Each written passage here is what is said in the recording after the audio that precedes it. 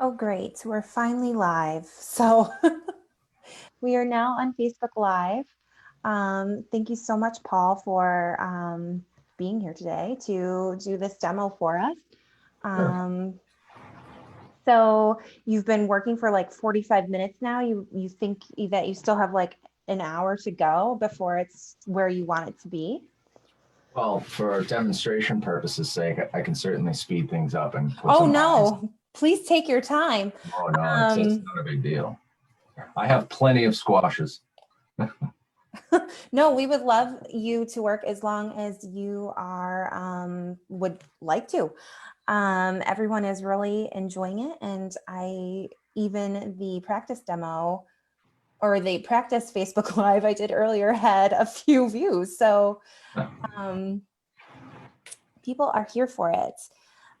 We have another question. Have you ever thought about making, oh, you answered that one and you talked about your tools. So we're all caught up on our questions so far. Um, and then you've talked a little bit more about how to get started if you're interested in getting started in this kind of art form. Um, do you make displays for yourself? You talked about how you take commissions and you've even made carvings for the Patriots. So like, is your house decorated for Halloween every year? It used to be, but now I have no time to carve pumpkins for my house. Usually there might be one or two floating around, or I'll do one the day of Halloween.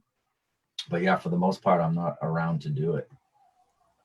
Like the Chicago gig falls just about as close to Halloween as it gets. So I usually fly home a couple of days before Halloween. And but I'll do a lot of local demos and stuff that I get to so that my kids can see the pumpkins that I've carved instead of just pictures. You don't see Deb doing live. That's awesome. Can you tell us, I know everything is, nothing's final because of the situation we're all in right now, but do you know if you will be doing any carving demonstrations in the fall? Right now, the Chicago Botanical Garden is on. I'd assume that I will be over at Crotchmall Farms because that's where I get my pumpkins from in Tewksbury, and I Oh, have a yeah. good relationship with them. So I like to spend a day or two carving over there for them, and I'm going to be there anyway. And they got a great little setup. So, but other than that, I don't really have, like I said, a lot of the bigger events are very last minute, whether it's a show or an event, um, things always pop up. I hope everything's back to normal by then. We can all hang out in a large group and somebody can watch us carve. In Chicago, I get to carve with 5 other really, really good pumpkin carvers. So that's pretty fun to you share a tent and kind of bounce ideas off. That's another way to learn is to just surround yourself with the people doing the same exact thing. So I get tips. I get a lot of tips from my friends that I carve with.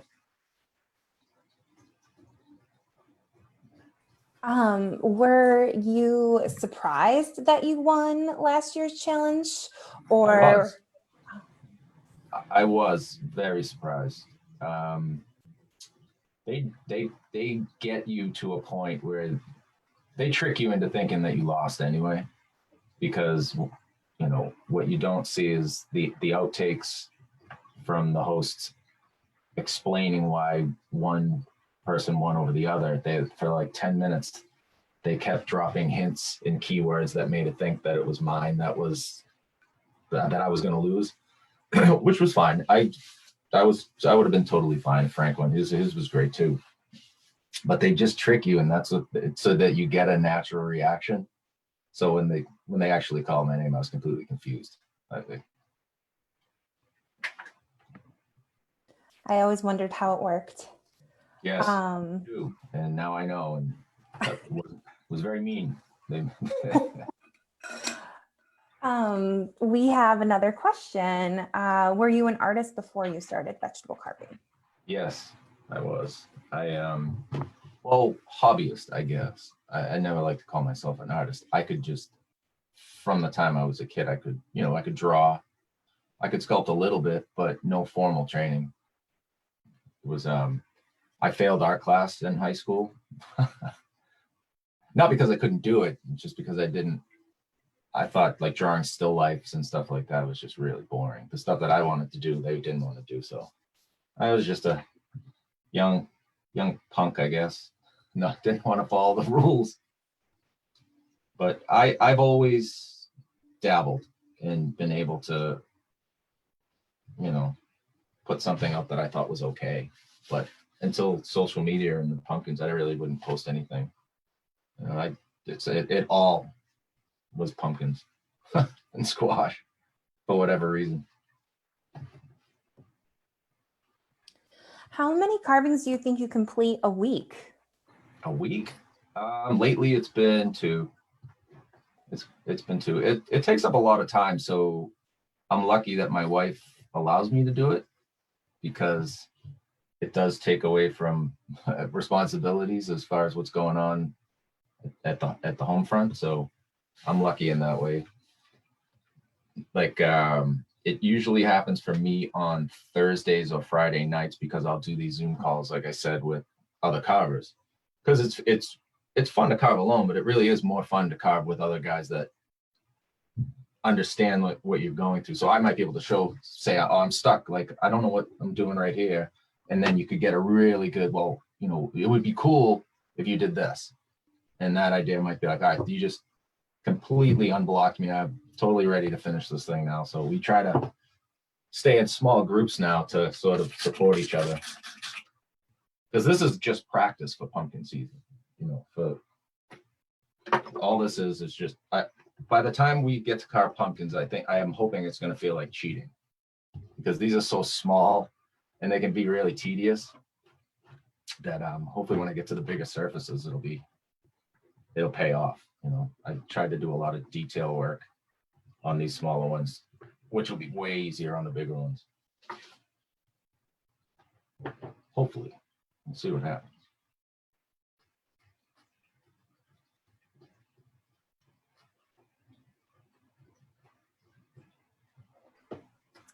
I'm just going to go to Facebook and see if we have any questions there. There are some people watching us there as well. Doesn't look like any questions yet.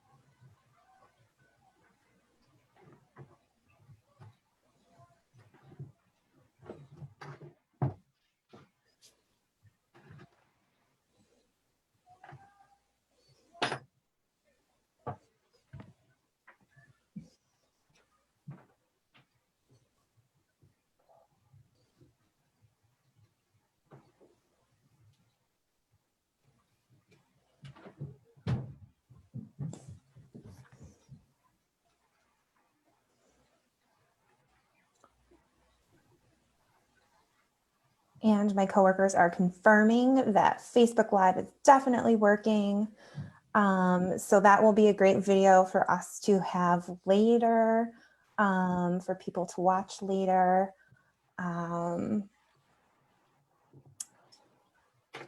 Very exciting.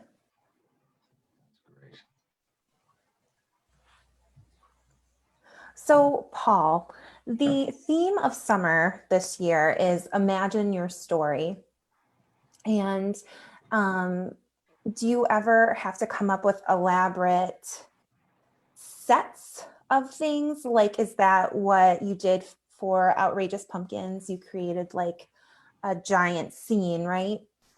Right. Well, for the finale, you had to actually for rounds 2 and 3, you had to tell a story, the surprise element, if you will. So, yeah, sometimes it actually helps to do a couple that kind of play off each other for a photo or whatever. It makes it more fun. You know, it gives you, like when you said, do I ever have inspiration? That would be a case where I actually do. Say, if I wanted to do, like one year I did 2 pumpkins, one was staring at the other pumpkin, disgusted at what he was doing because the other pumpkin was eating pumpkin pie.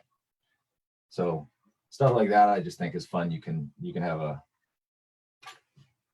good time with that. On the show, it was necessary. Obviously, they wanted us to do it, but I kind of like that. I like that element of it.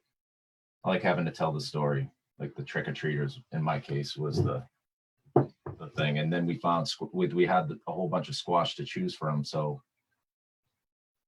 you know that kind of played into the story too, based on the color of the squashes.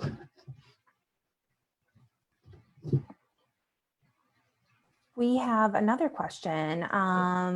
There's a question, do you also ever carve wood carving? I'm doing one right now, actually, my first wood carving. I'm doing it with chisels because I'm not a huge fan of chainsaws, so it's going to take a little while. But yes, I just started one.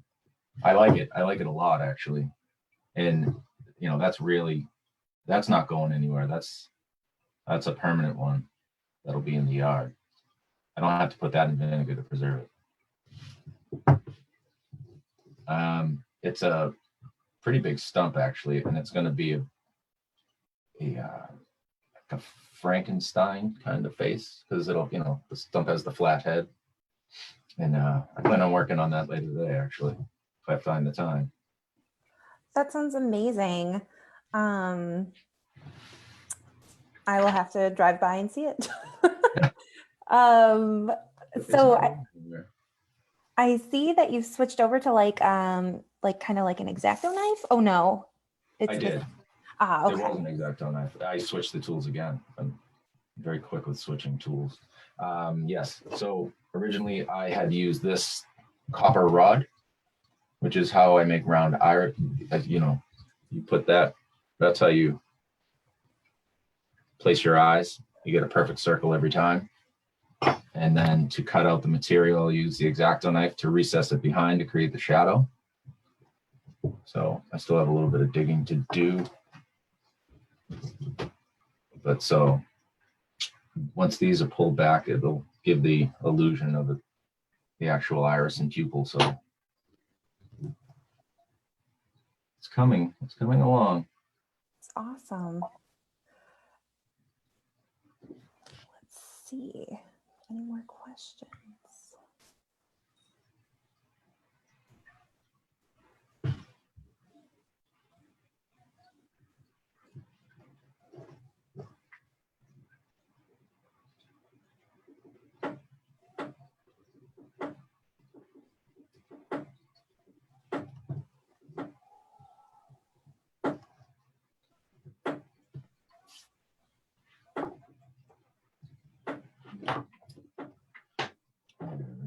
Now I will go for the pupil with a smaller copper rod.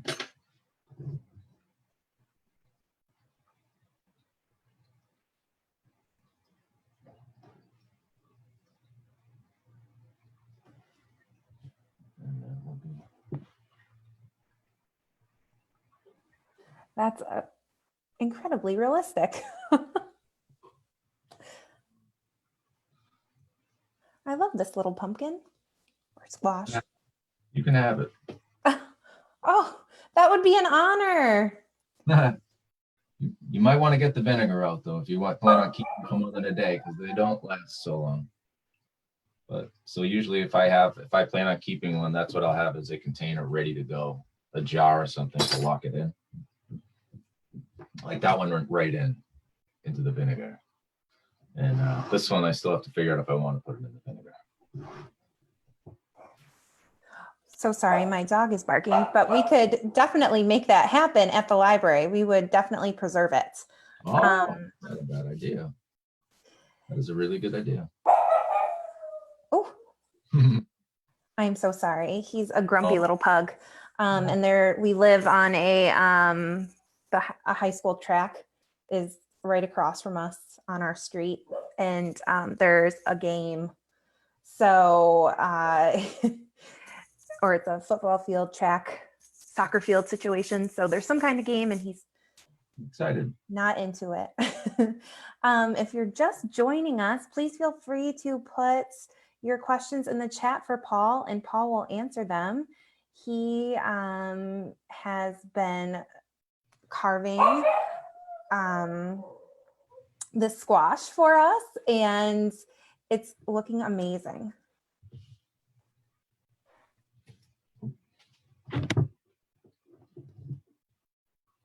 And then we had a question. I think, Paul, you answered it earlier. How long do they last after you carve them? If they're in vinegar, forever, right? If they're in vinegar forever, if you take a picture forever. Other than that, it's just like any other fruit. It's going to rot. They dehydrate pretty fast too. So from day 1 to day 2, you can already see dehydration. Wow. Right? So, well, if you keep them, one cool thing is if you keep them in a Ziploc bag, a moist Ziploc bag. So I didn't really lose any detail on this guy here. So I was surprised about that. And that was, I want to say, last week. So I think the smaller squashes tend to stay a little better than the big pumpkins. Big pumpkins will stop rotting the next day. But vinegar is the end all be all. That's the one way that you can definitely preserve them.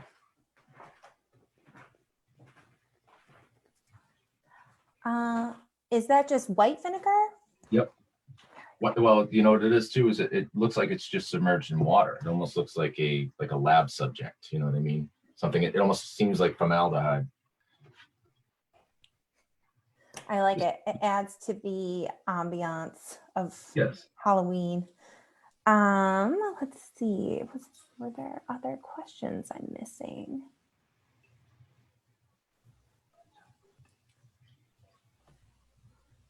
No. Okay, we're good.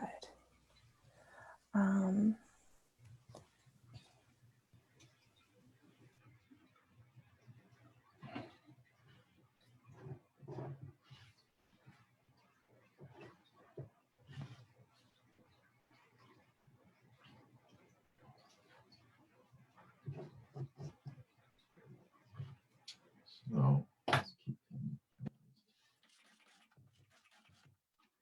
they start to dehydrate so much so fast that you have to keep spraying them so they don't dry out on you.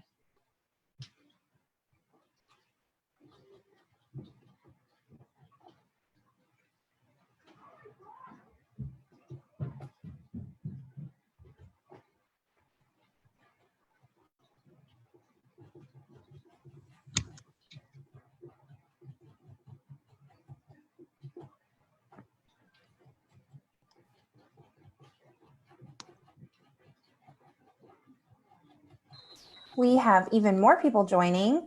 So if you have any questions for Paul, please put them in the chat. In the chat, you can kind of see what Paul was asked and talked about already, but Paul is happy to answer any questions.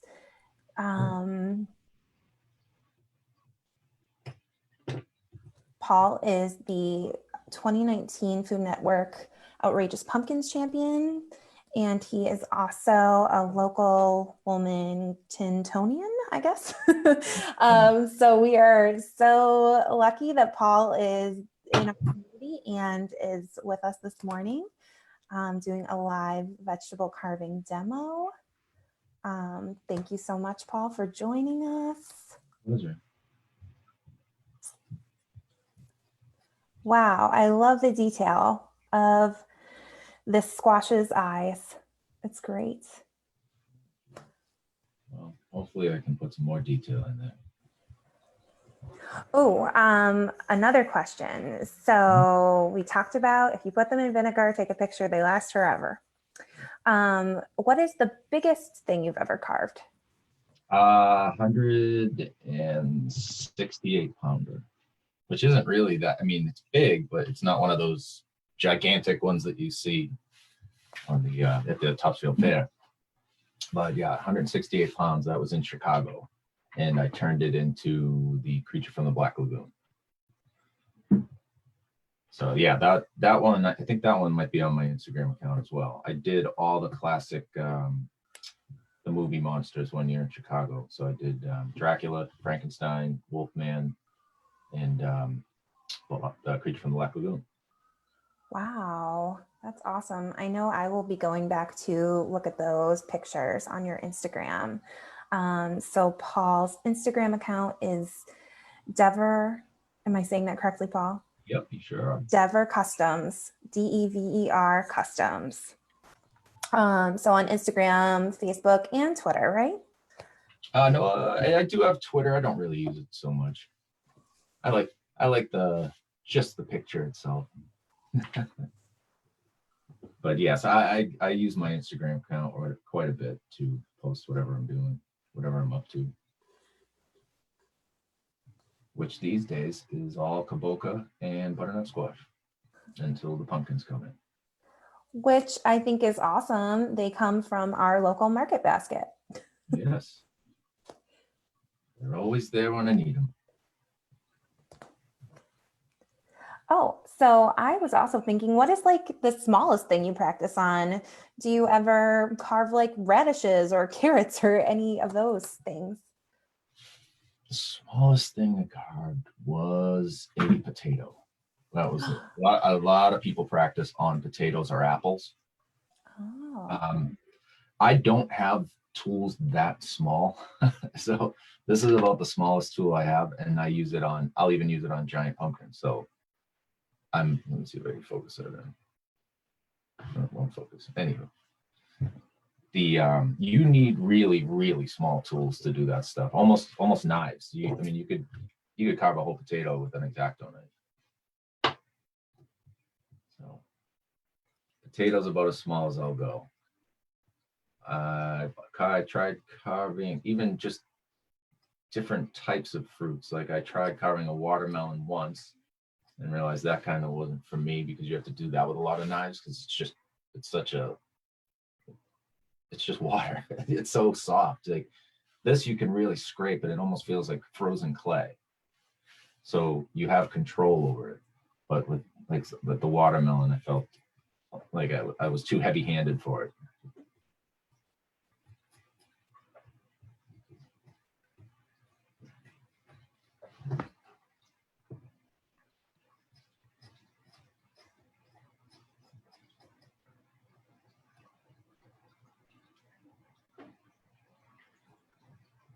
So yes, if you want to get a container for this guy, I think it might be a cool little. I like these kabochas. I like doing the unfinished face, almost like the one in my one in the tank just has a nose and the closed eyes. But I kind of like that look. It's so creepy.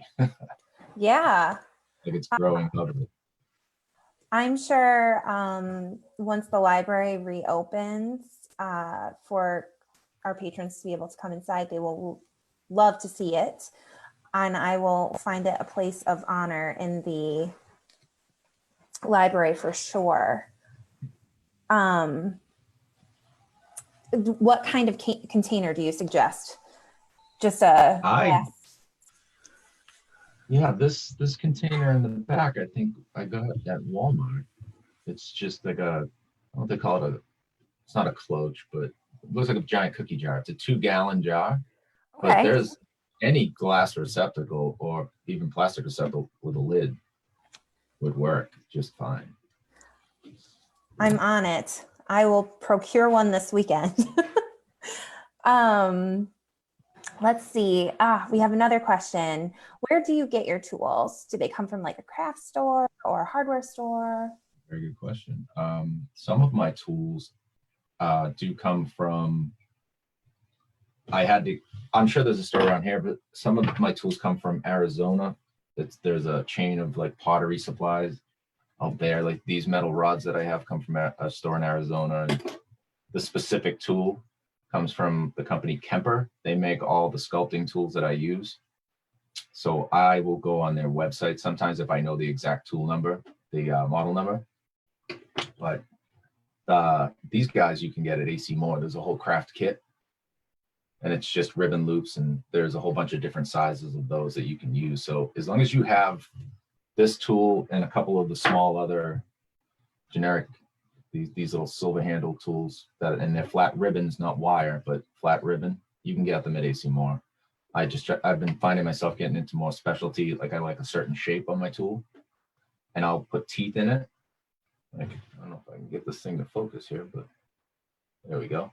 So I can cut and put teeth on the, it won't focus. Anywho, there it is. See the teeth on the, they call it a rake. So I'll customize all my tools after I get them. And what it does is it keeps you from being able to dig in, because you have a razor's edge basically on the side of the ribbon.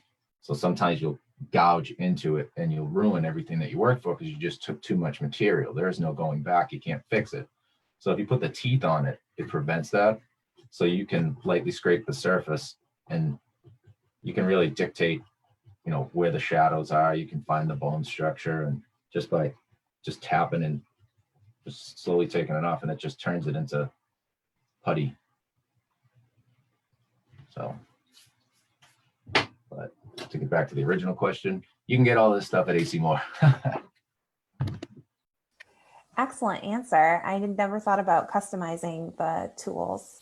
Neither did I. That's one of those things that I learned from the, you know, the other professionals that really, they showed me what to do to get better. There was never any like, shh, don't, you know, we don't share our secrets. It's like, well, what would be the big secret? You're just carving a fruit. Like everybody that does this kind of thing that I've met that does the live demos and stuff have been nothing but supportive of each other, you know, like, hey, try this tool. I customized it out this way. See if you like it. So.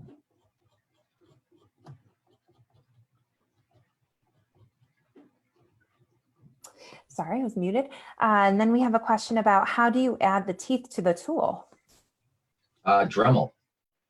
Or you could use, like, if you have a vise at home or anything that would hold the tooth, hold the rake in place, you could use a small, like a hand saw, like a fine tooth saw.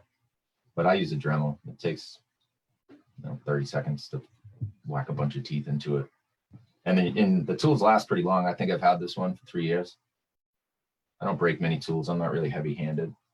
And when they do break, I have epoxy that just glues them all back together.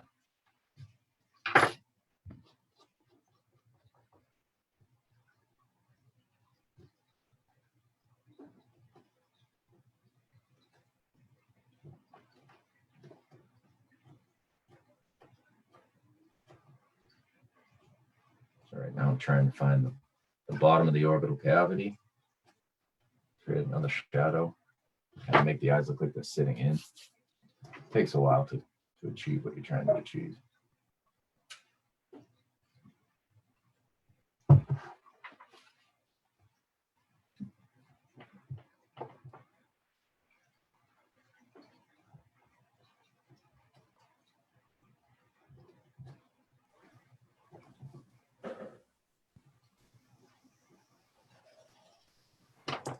So Paul, when do you do your live Instagram carving demos?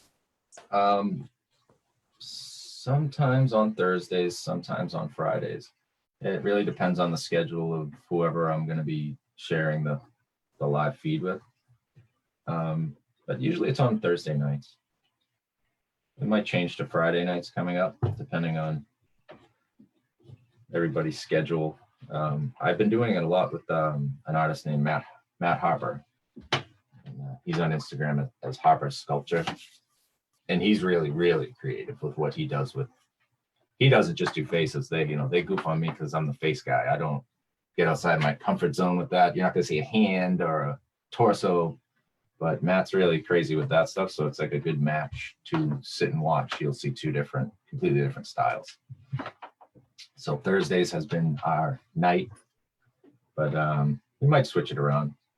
See which nights we get more views, you know. Good idea. I will make sure everyone has that information so they can find you on Instagram. Oh man, I'm not going anywhere.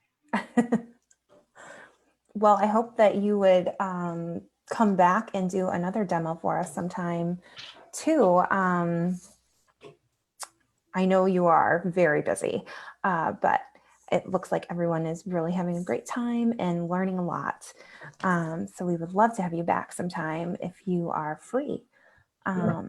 However, I think a lot of other librarians want to also a few percent because they've been emailing me for your contact info. So I think you're going to be very busy, busier in the future. It's fine. It's all for the greater good, right? Share the experience of the carving. We could all use a little more art instead of video games and Netflix, you know, to get creative instead of sitting around. I use it as an excuse not to mow my lawn right now, though.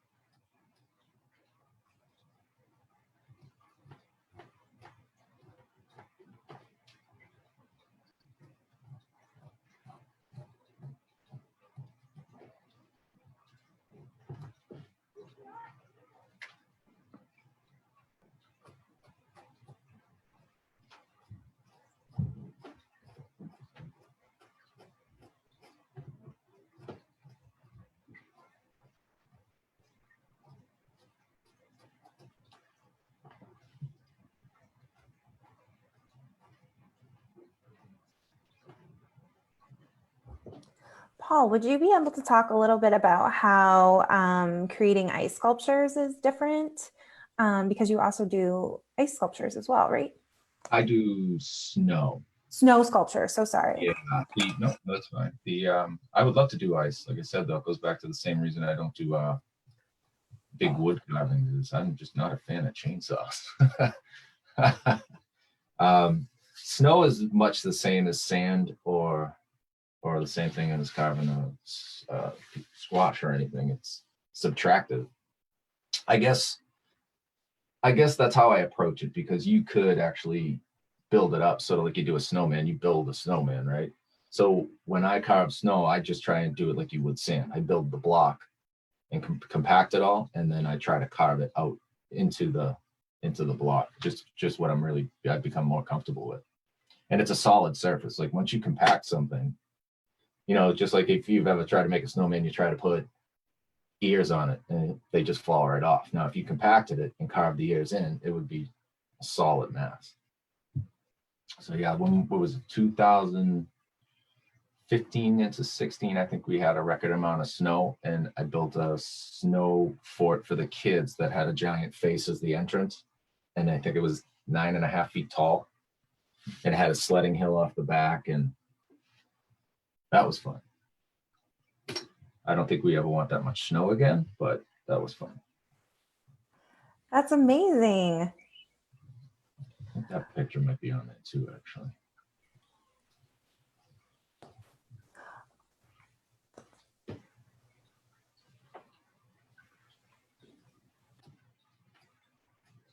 Let's see, were there any more questions for Paul? Feel free to put them in the chat. We still have some people hanging out with us on Facebook Live. It's working. Took a while to get there, but it's working now.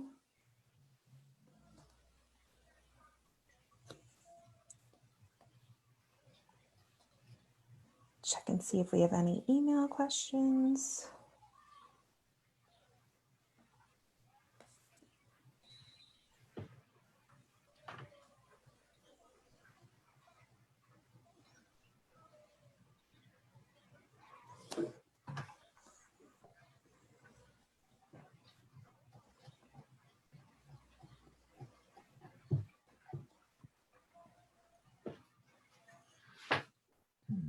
Let's see.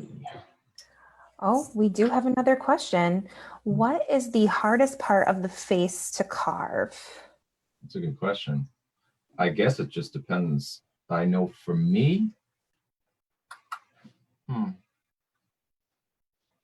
the mouth, which is funny because I do a lot of open mouths. I think I try to dive into the part. It's like eating the vegetable you hate the most first. So I try a lot of stuff that I do. I try to go after the mouth and the teeth because I feel like that is the hardest part. So the better I can get at teeth and expression around the mouth, and try to do a lot of tongues are hard to do, but so I definitely try to dig in.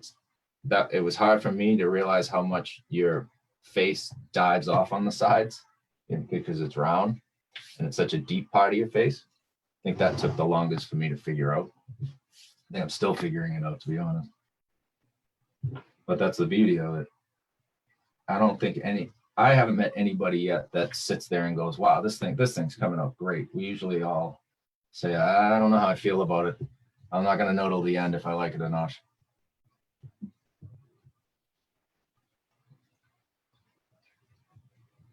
My favorite part is, I'd say, obviously the eyes. I love the eyes are, that's where the emotion comes from.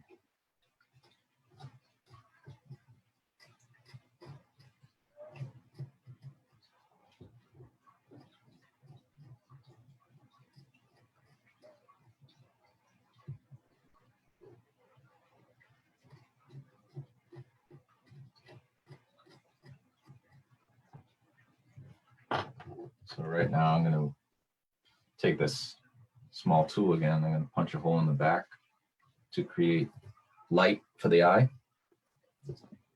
which is really the part that I like best. It's sort of a finishing touch, but while we got everybody, why don't we just do it now? So I'll take that small core, cut a couple of short pieces off of it. Take a pumpkin carver's best friend. And just a little bit of glue will completely change the look of this. So let me get that looking there. And the little pieces.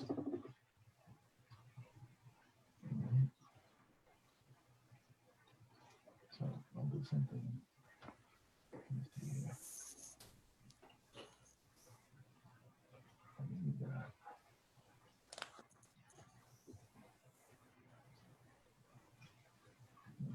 A little drop of glue.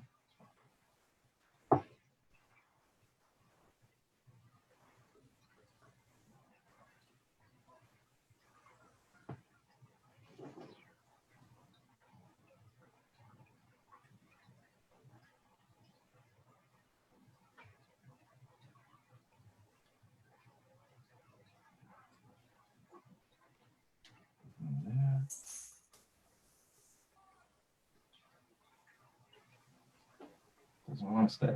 I'll get it.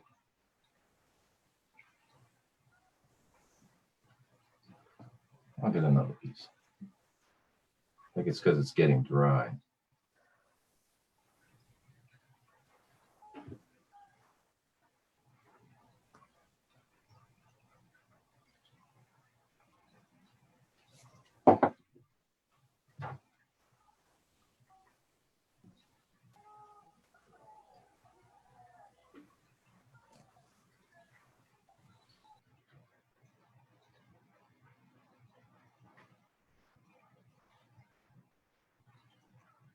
Sometimes they don't want to stay. And that's because it's so tiny. Now you can see why anything smaller would be almost impossible. These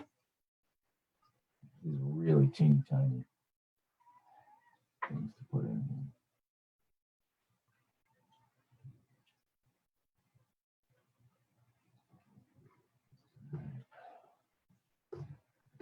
tough to tell.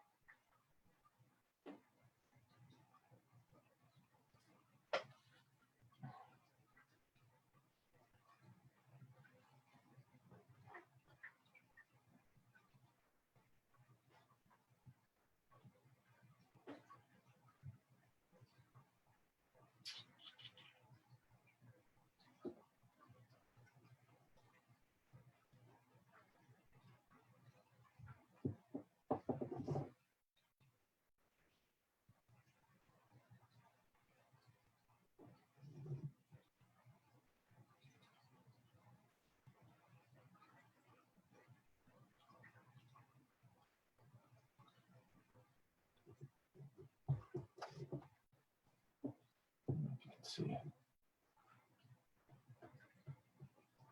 You see the difference now. It's just a hint of light. So without these, I mean, it's a small touch, but those two little dots right there make all the difference when you're on, when it's displayed. Wow. It's really cool. So to get those to stay, you just used a very strong glue.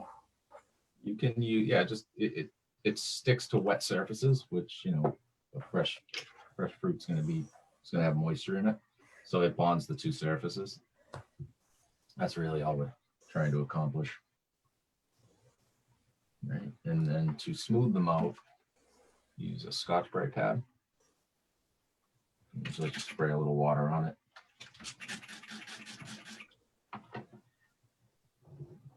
And then smooth out all your tool lines and really give it a almost the effect of skin. Wow. And you would do this step during a competition? Yes. Oh, yes. Definitely do this step during competition. They want a really refined, finished piece, and in order to get that, I actually on the show got called out for my tool mark showing in the final round. So that's when I thought I was in trouble, because I didn't even notice the tool marks. I was still busy working on the other parts of it, like the other pumpkins we had to carve, that I just forgot to smooth out one area of the sculpt, and that's the first thing he noticed. Oh. Yeah. That was it. We did have another question. What tips or advice do you have for someone who wants to start? Don't give up. Get yourself a set of tools. No, the first one you do is not going to come out how you want it to. The second one, but don't give up, and just keep confidence that you're going to get better doing it. It takes a while to figure out.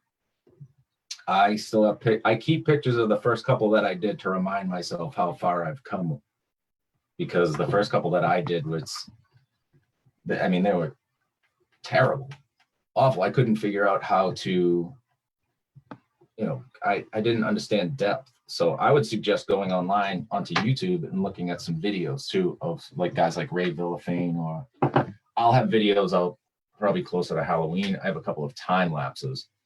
They might not be the biggest help. They're kind of helpful to figure out depth, but I'd say get Ray Villafane's video. That's a good one. That really helped me a lot. You get a simple set of tools from AC Moore, and just expect to make mistakes for like the first 10. And then you'll be on your way. You'll be on Food Network.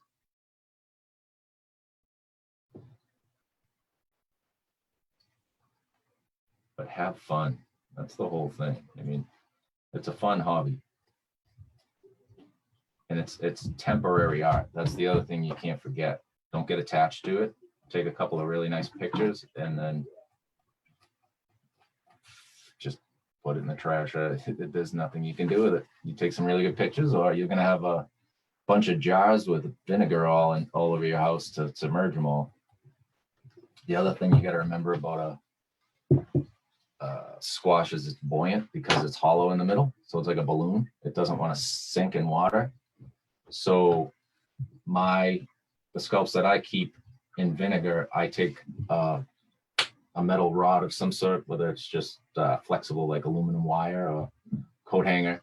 You run that through, and then you attach it to a suction cup on the bottom, and you wrap the top around a stem. So you're basically mounting it in the jar. It just wants to float away on you.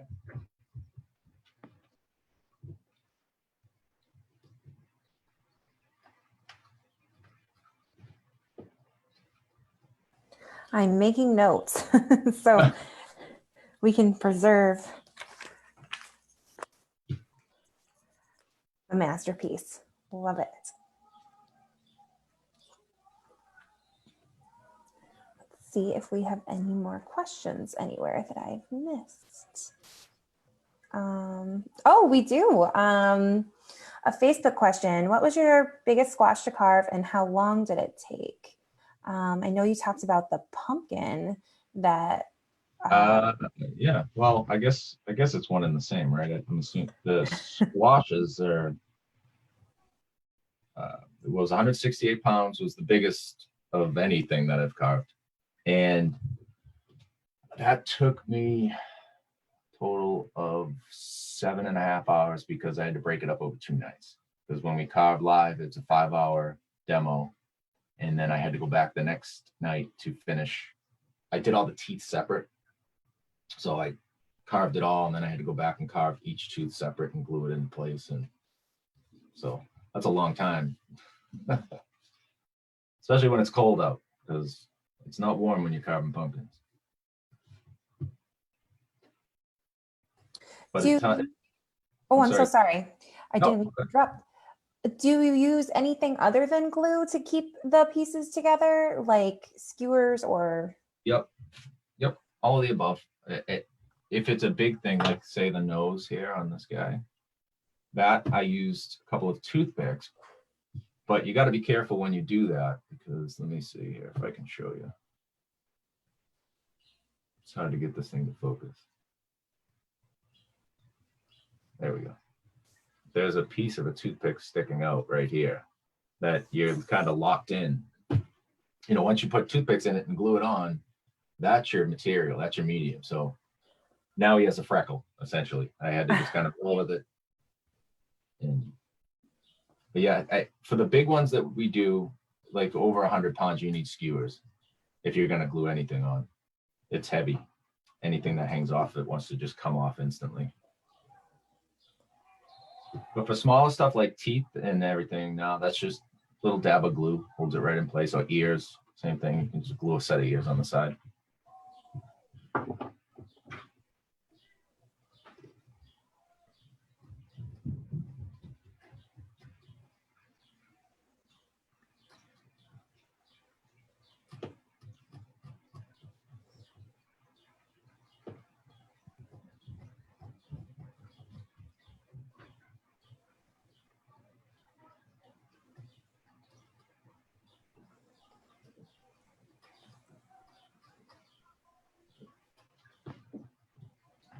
Do you sometimes have to use more than one vegetable? If you are like to make ears, would you have enough material with just one, or would you use an additional one? That's a good question. Take it out of the back. Oh. I've carved a couple where I thought it was going to collapse, that I had taken so much off the back to carve the front. I did, what did I do? Joe Exotic out of a spaghetti squash. And I had to take, to do the ears and whatnot, I had to cut a big chunk off the back, and I thought it was just going to fold on itself. And but then I used potato dipped in lemon juice. Like lemon juice will keep a potato from browning. So I I just used a regular potato and let it sit in the lemon juice for a little while before I put it on and use that as hair. Wow. Yeah, I have too much time on my hands. No, this is excellent. I feel like we've really learned a lot today.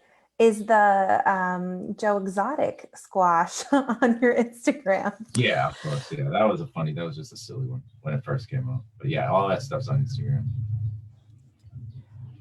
We have another question about your fish tank. Do you ever carve fish, like any fish-shaped pumpkins or squash? No, I have never done a fish. Oh, actually, on the show, my final round was kind of a angler fish demon. So that's about the closest thing that I've done. No, but from time to time, I'll throw one in the tank and take a picture of it in the tank with the fish. They seem to like to eat it, so. Oh.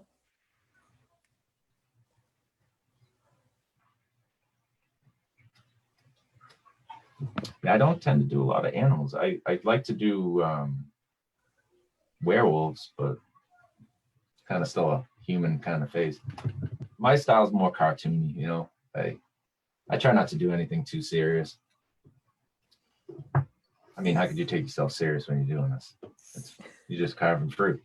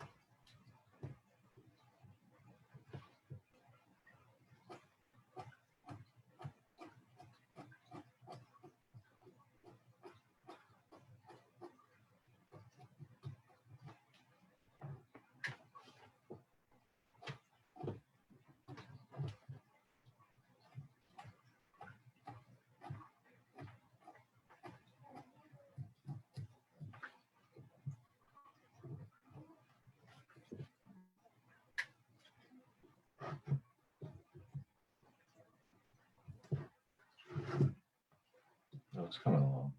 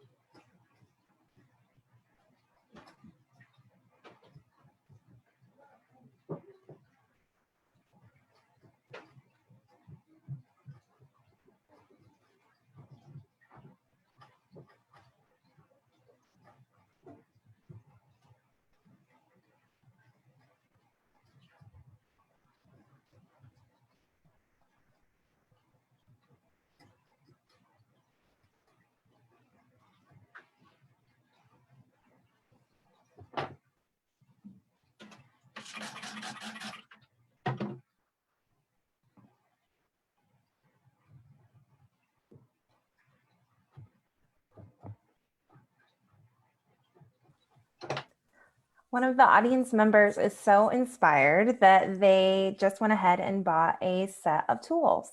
Come on, really? Awesome. Yes. Really? Did they go on Kemper and get them? What did they get? I want to know now. I love these things.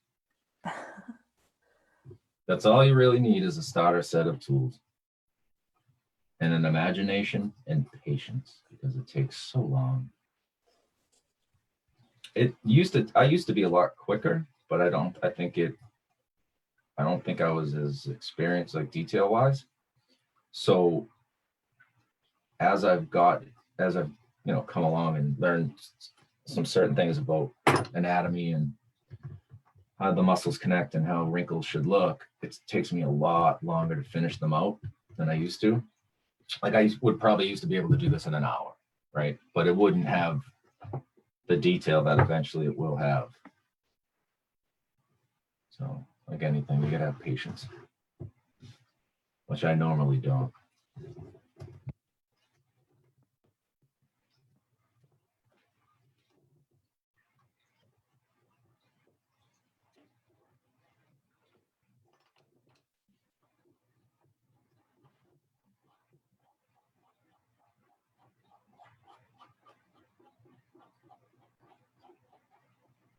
So whoever bought those tools, don't go buying all my squashes though. I still need squashes at Market Basket. All right, don't hoard. Just a couple at a time.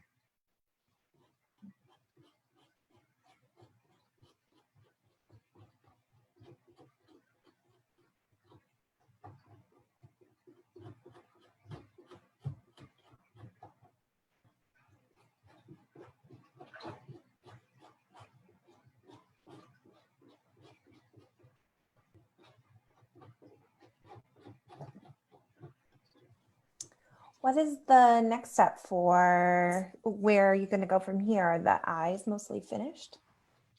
Yeah, at this point, I'm just kind of smoothing it out. I'll probably do some more wrinkles, and then maybe later on today, I'll walk away from it for a few and come back to it. Like I said before, like a fresh set of eyes.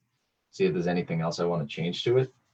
But what I'll do now is just work on smoothing, just making it really smooth. The transitions and the way the shadows are. Like it's hard to tell really with the way the lighting in the camera from what I'm seeing. It's a completely different thing. Like these eyes look completely different in my space than they do around the camera. Just the way the shadows are hitting it. I'm happy with the eyes. I think he needs a couple more wrinkles and smooth it around this area, almost like an alienish look. If I can get that really rounded out and smooth, I'll be happy with it. Almost like a blank palette. You know what I mean? You have the really defined eyes, and then it just sort of bleeds away to nothing. I love that.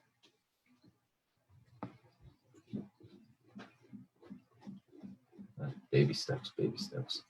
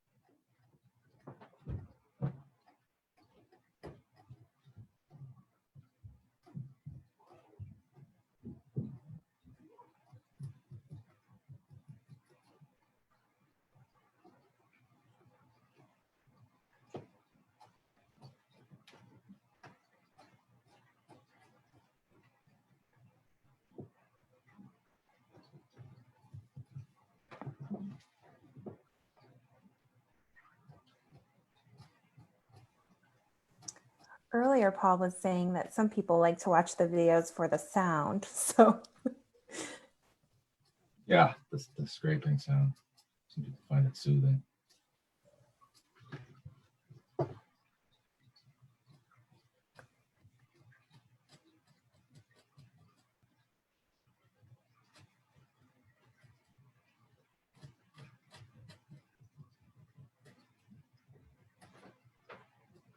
It can be, when I'm carving alone, it's pretty therapeutic. Just the sound of the tool with nothing else around.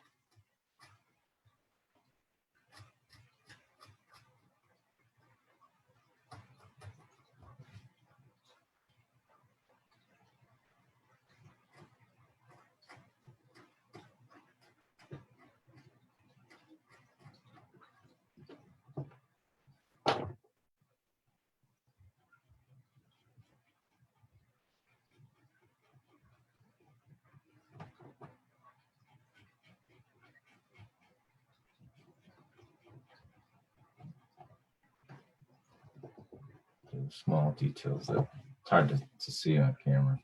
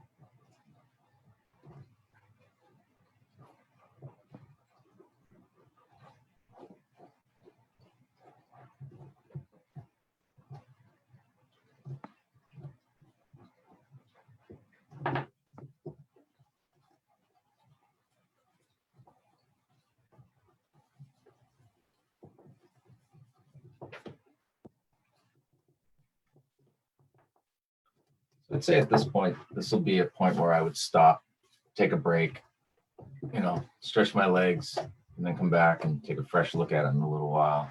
See if there's maybe something I would add. Like sometimes squeeze in like a little very understated mouth or something. It would really give him like an alien look. I don't know, maybe I'll go that way. Who knows? But I've taken the light out of the eyes as well, because I think I'm gonna adjust those, maybe cut them in a little higher so they can stand out a little more. I don't think they were pronounced enough. Wow. Well, thank you so much for spending so much time with us this morning. And thank you to your family for being here too. I know everyone in the audience really enjoyed it, and it would be great if this guy, the squash, lived at the library and then everyone could see the finished product there. If that's okay with you. Yeah, 100%. I'm there on Monday morning. I could somehow get it. So I will. So what I'll do is when I finish it up, I'll send you a picture. I'll send you an email of the picture and you can post it if you want.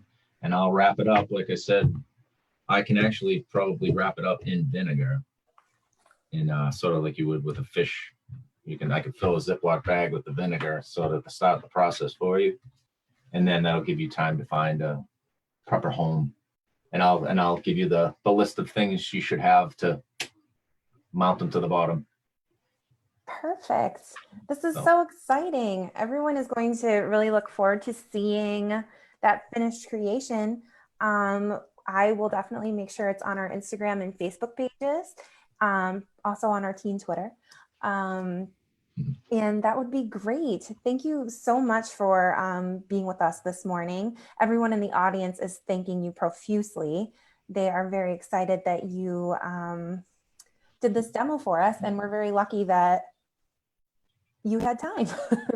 And then there was just one last question. My sister, who you met earlier, she's also an artist, and she was wondering, do you have like a favorite, like, is it easier to carve the larger pumpkins or smaller stuff? I've decided that butternut squash is the best surface to carve on for the little ones, and for the big ones, a Hubbard squash. Oh. Hubbard squash is like the best. It's always a thick material. It's the same consistency. You don't have dry, soft spots or anything. So butternut squash for the small, Hubbard squash for the large pumpkins. Awesome. Thank you so much, Paul. We hope you have a great rest of your day. And then this will be on our Facebook page for people to see later. A lot of people joined us this morning, so this was awesome. Thank you so much. Great. Thank you very much for having me. All right. And we're so excited to have it at the library. Can't wait. Thank you. Thank you, everyone.